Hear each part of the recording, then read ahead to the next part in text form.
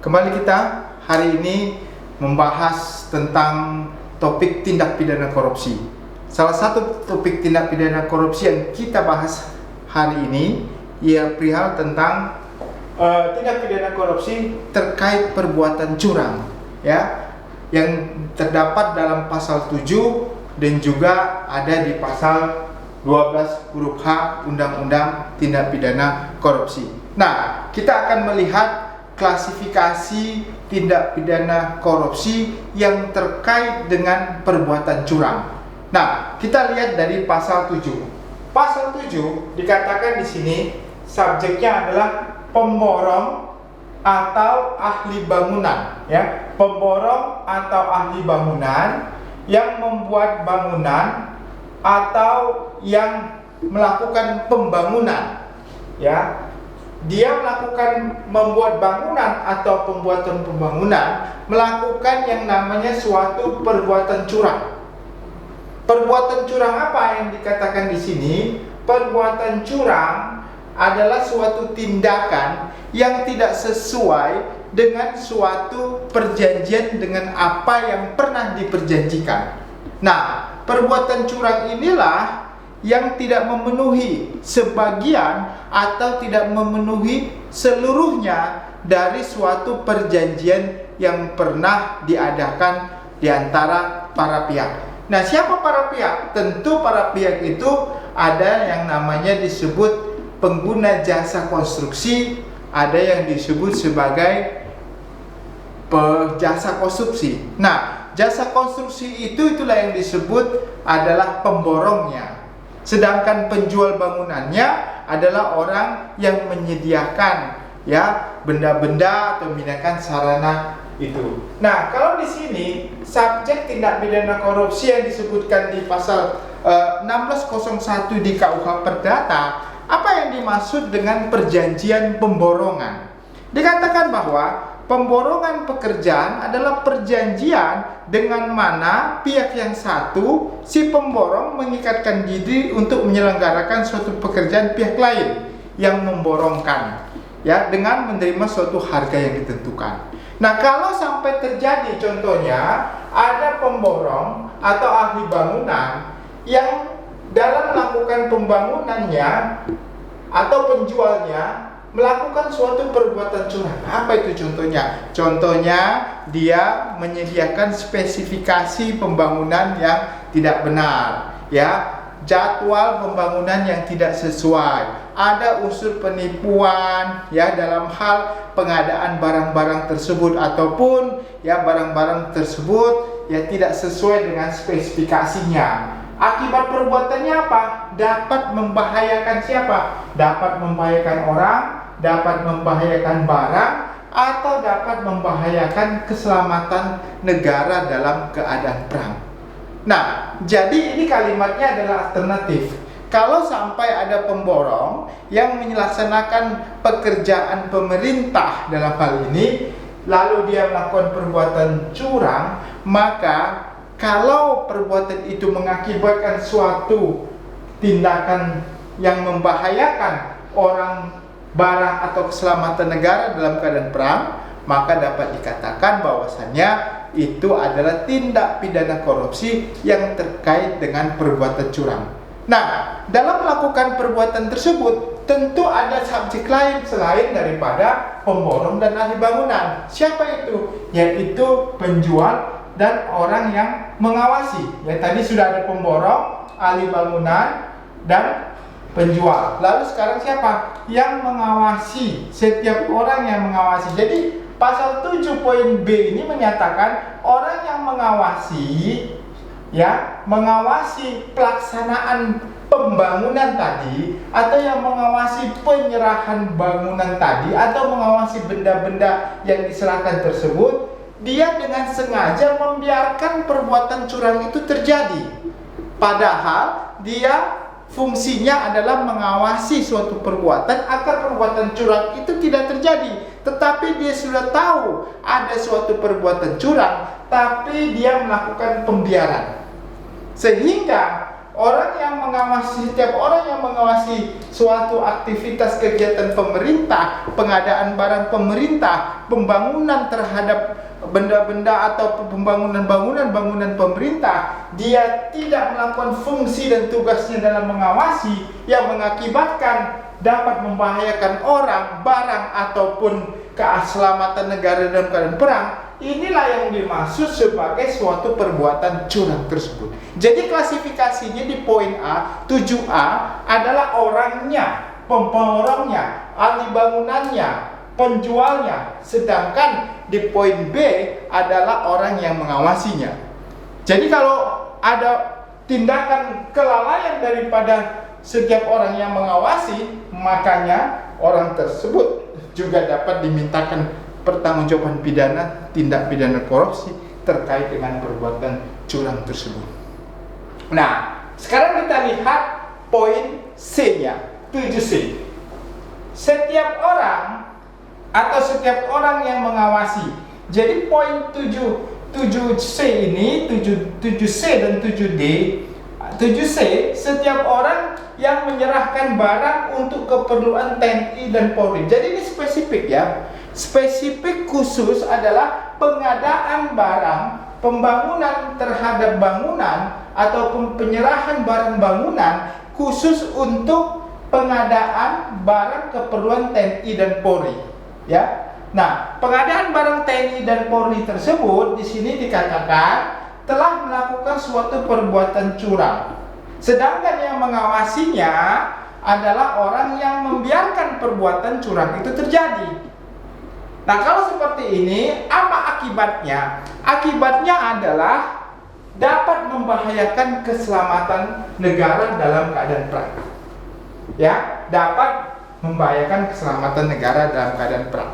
Nah, kita akan bahas mengenai akibat. Pak, apakah nanti orang yang melakukan perbuatan curang tersebut dapat dipidana dengan kalimat dapat membahayakan? Apa katanya dapat?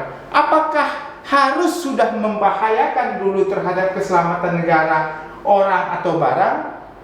Atau sudah dapat dipastikan akan membahayakan orang atau barang atau keselamatan negara sehingga baru dapat dikatakan telah melakukan suatu perbuatan tadi. Nah, perlu kita perhatikan, karena kalimatnya ini dapat, maka tidak harus ada terlebih dahulu suatu keadaan di mana dapat terjadi orang yang mati, ibarat kata, atau bangunannya hancur karena tidak sesuai dengan spesifikasi yang diperjanjikan, atau ada pengadaan alustista ya, angkatan bersenjata dan segala macam yang ternyata alat-alat tersebut tidak sesuai dan dapat mengakibatkan keselamatan negara terancam ya, atau ada rusak dan segala macam. Nah, kemungkinan sudah dapat dipastikan akan mengakibatkan bahaya, maka itu dapat dikatakan telah dapat membahayakan. Saya kasih contoh. Kalau suatu contohnya bangunan, dia memakai suatu merek terkenal, ya, dengan contohnya dia pakai lampu ataupun merek-merek, tetapi dia pakai KW gitu ya, KW. Tapi dalam laporannya perjanjiannya adalah merek yang memiliki merek terkenal, tapi diambil KW-nya. Nah, ini sudah dapat dikatakan sebagai suatu perbuatan curang. Kenapa? Karena nanti kekuatan terhadap bangunan tersebut tidak sesuai. Satu lagi contoh. Contohnya dia memakai contohnya besi. Besi harusnya pakai besi 20 full, tetapi dia pakai 20 banci contohnya. Yang perhitungannya hanya cuma sekitar besi 18 atau 17 yang tidak 20, padahal dalam perjanjian besi 20. Nah, ini juga dapat dikatakan sebagai perbuatan curang. Karena perbuatan curang itu tidak sesuai dengan isi dari perjanjian sebagian atau seluruhnya, ya, maka dapat dikatakan akibatnya tidak dibutuhkan lagi, tapi setelah dia melakukan itu, ini justru dapat membahayakan terhadap keselamatan orang, barang atau keselamatan negara dalam keadaan perang. Apalagi kalau itu adalah tindakan yang diperuntukkan untuk keperluan Polri dan TNI, ya. Jadi orang yang menyediakan barang tersebut, pemborongnya, atau orang yang mengawasi perbuatannya tersebut, ya tidak melakukan tugasnya dalam rangka mengawasi, maka orang ini juga dapat dimintakan pertanggungjawaban pidana. Karena apa? Karena membahayakan keselamatan negara dalam keadaan perang. Nah, konteksnya memang agak rancu menurut saya pasal 7C dan D ini, karena dia lebih fokus terhadap keselamatan negara dalam keadaan perang. Jadi kalau kita ambil pasalnya ini, tentu pasal ini memiliki persyaratan.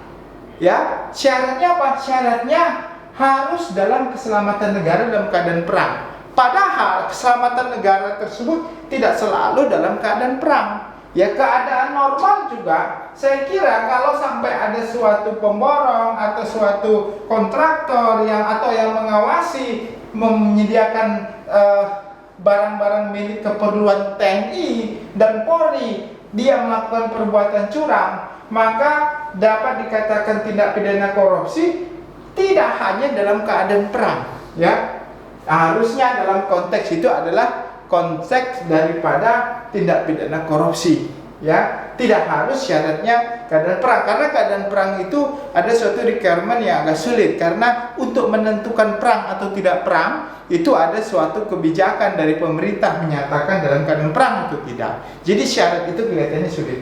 Nah, makanya pasal ini kelihatannya juga jarang diterapkan ya dalam praktek. Sampai saat ini saya belum pernah saya melihat ada kasus terkait penerapan pasal 7C dan 7D ini. Nah, jadi inilah yang terkait dengan pasal 7A, 7B, 7C, dan 7D. Jadi khusus untuk 7A dan 7B itu adalah pasal perbuatan curang yang dilakukan oleh pemborong, ahli bangunan, atau penjual bangunannya sendiri yang tidak waktu mengadakan keadaannya pada waktu membuat bangunan atau pada waktu menyerahkan bangunan, dia melakukan perbuatan curang atau yang mengawasi sengaja melakukan perbuatan curang, dapat mengakibatkan bahaya terhadap orang, barang, atau keselamatan negara. Sedangkan 7C dan 7D itu khusus pengadaan barang dan jasa terhadap TNI dan Polri, dia melakukan perbuatan curang tapi dalam keadaan perang. Itulah yang disebut perbuatan curang sebagaimana pasal 7. Nah, kita masuk sekarang pasal 12H. Apa yang diatur dalam pasal 12H itu sendiri? Nah, pasal 12H mengatur adalah PNS atau penyelenggara negara, ya, pada waktu dia menjalankan tugasnya, dia menggunakan tanah negara, ya, menggunakan tanah negara yang di atasnya itu adalah hak pakai, ya, milik orang lain, ya, hak pakai milik orang lain, tapi seakan-akan dia itu miliknya yang sesuai dengan prosedur peraturan perundang-undangan. Padahal itu bukan miliknya, sehingga perbuatannya itu dapat telah mengakibatkan, bukan dapat, ya, telah mengakibatkan kerugian bagi orang yang berhak. Jadi ada orang lain memiliki hak tersebut, lalu dia pakai, dia urus seolah-olah itu adalah milik yang sah berdasarkan undang-undang, padahal itu adalah milik orang lain,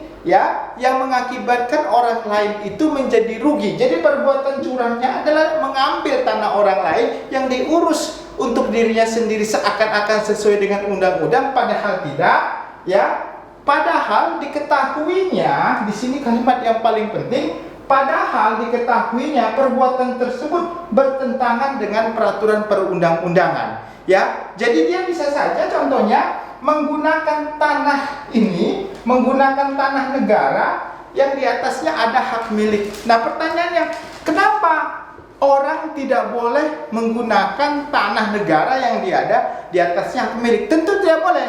Tanah negara yang boleh diusulkan adalah tanah negara yang bebas, ya, yang tidak ada pemiliknya. Jadi setiap orang punya hak untuk mengajukan hak atas kepemilikan tanah tersebut. Tetapi kalau tanah negara tersebut sudah dimohonkan haknya sama orang lain, lalu dia seolah-olah dia jadi pemiliknya dengan suatu aturan-aturan, tetapi ternyata itu adalah orang lain, tentu orang lain dirugikan. Karena orang lain dirugikan, dia mengetahui kalau itu bukan tanahnya dia, atau sudah mengetahui sebenarnya tanah itu ada hak orang lain yang ada di tanah negara tersebut, tetapi dia tetap melakukan suatu perbuatan bertentangan dengan peraturan perundang-undangan. Contohnya apa? Contohnya dia memalsukan, melakukan pemalsuan terhadap apa? Terhadap status tanah tersebut, sehingga dia menguasai tanah tersebut, atau dia merubah hak atas kepemilikan hak tersebut, sehingga itulah yang dikatakan perbuatan curangnya apa? Perbuatan yang curang adalah menggunakan tanah negara yang di atasnya adalah tanah hak milik orang lain.